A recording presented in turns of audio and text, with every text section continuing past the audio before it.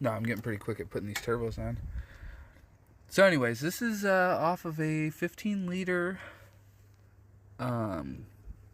ISX 15 or something like that. Some kind of Cummins. But anyways, it bolts right up there. I only had to cut that pipe, which is cool. And it already holds north of 40 pounds. The exhaust fit, which is cool. HX40. That was chill. And then the snout on this thing is huge. Try to get you a little look in there. Woo!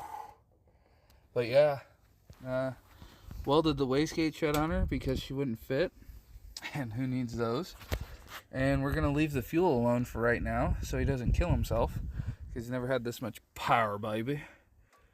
But yeah, this thing's going to be cool. It was originally a California truck. It had first generation EGR on it. And it had a boost line over here and all that, but we're just gonna leave it hanging there, and we plugged it. So now it runs the rack, and it has 4K governor springs, and whew, it chooches, huh? Yeah, fuck yeah, for sure. When it came here, how many pounds of boost do you think you seen? Not that. Maybe 30? Yeah, maybe. Yeah. And this whole turbo was only 200 bucks.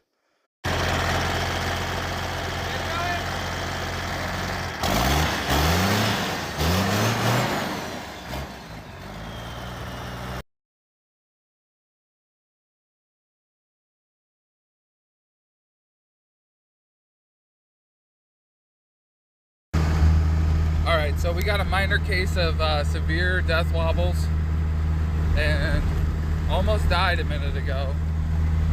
But we got a semi-turbo on this thing. And we're gonna risk it for the video one more time. But watch this.